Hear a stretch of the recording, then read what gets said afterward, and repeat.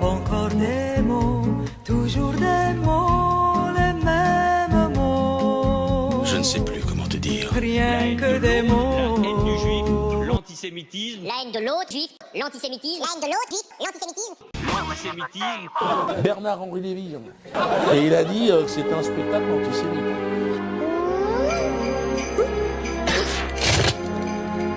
C'est étrange. Allez, Je ne sais pas ce qui m'arrive ce soir. Je te regarde comme pour la première fois. Veillons ensemble contre le sionisme.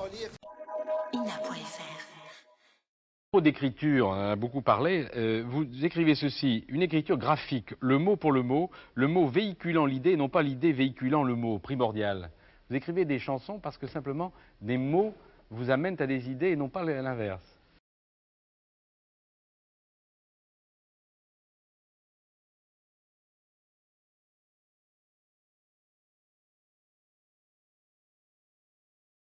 Des mots fragiles, c'était trop beau. Tu es d'hier et de demain, Bien trop beau. de toujours, ma seule vérité. Mais c'est fini, le temps des rêves. Les souvenirs se fanent aussi quand on les oublie. La Shoah. Oui, mon vieux, ne rebelle. Vas-y, continue à te foutre de ma gueule. Un soir, j'étais mal, franchement. Je me suis senti habité par la haine. Par moments, je ne te comprends pas. Merci pas pour moi, mais tu peux bien les offrir à une autre qui aime le vent et le parfum. La haine du juif, JSS News, l'organe de propagande de la communauté juive. la haine du juif. Je suis inconditionnellement attaché à Israël. Ces printemps arabes, je pense que c'est bon pour Israël. Ils ont dit que c'était un spectacle pro-terroriste. Ça n'existe pas. La théorie du genre n'existe pas. Je Mais t'en la prie. théorie du genre n'existe pas. Ils appellent tous les défenseurs de la dignité humaine, c'est-à-dire pas vous. Ah, La haine de l'autre, la haine du juif, l'antisémitisme. Ça n'existe pas. Je ne peux pas vous garantir, Arrêtez. On va arrêter les prises de parole. je ne peux pas vous garantir, Et l'ambassadeur, on arrête les prises de parole. Stop. je ne peux pas vous garantir que l'antisémitisme ne passera pas. Il peut passer. qui fixe les limites de la liberté d'expression? Aujourd'hui, les grandes démocraties occidentales en Europe sont dans une situation paradoxale. La France, la Belgique ne sont pas antisémites. Mais en même temps, une partie de l'extrême droite, une partie de l'extrême gauche, les islamistes et une partie des jeunes de banlieue le sont. Qu'est-ce que sera l'avenir? On ne peut pas le savoir.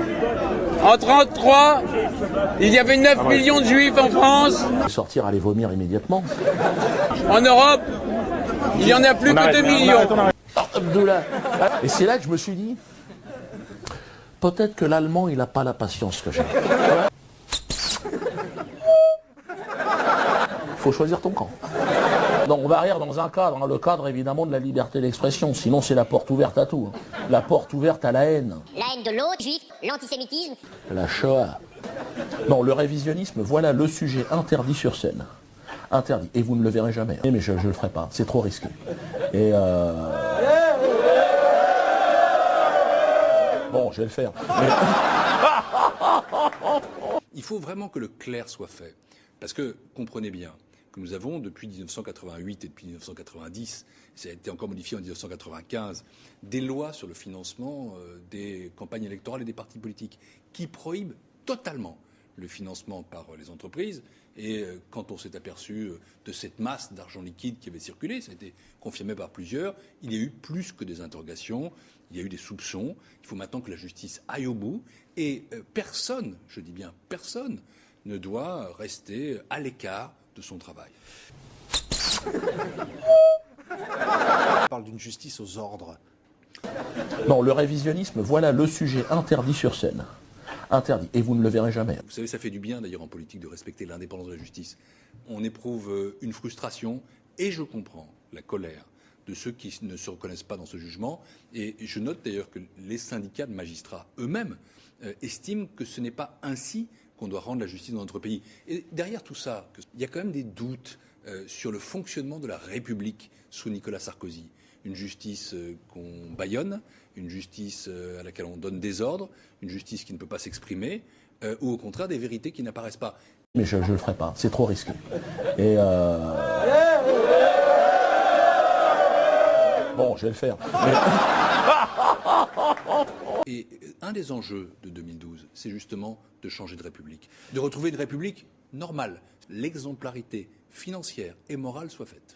Qu'en face de nous, il y a ces pratiques anti-républicaines. La haine de l'autre. Qu'en face de nous, il y a une politique d'injustice. La haine du juif. Sociale phénoménale. L'antisémitisme. Qu'en face de nous, il y a un échec économique majeur. C'est que, effectivement, cette mesure est coûteuse.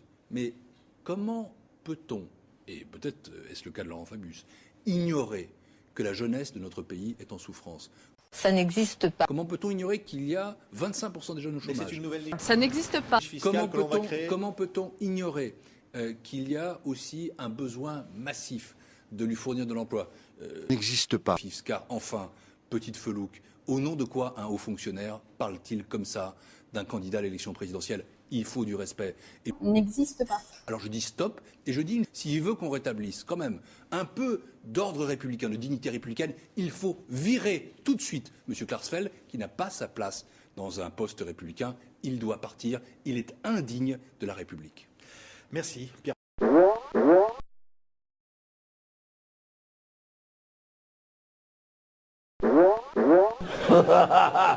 Ah, j'en ai plus rien à foutre. Je préfère vous dire ça clairement. Chaud ananas, chaud abricot, chaud anisette, chaud asticot, chaud artichaut, chaud à la fraise, chaud à la glace, chaud chocolat.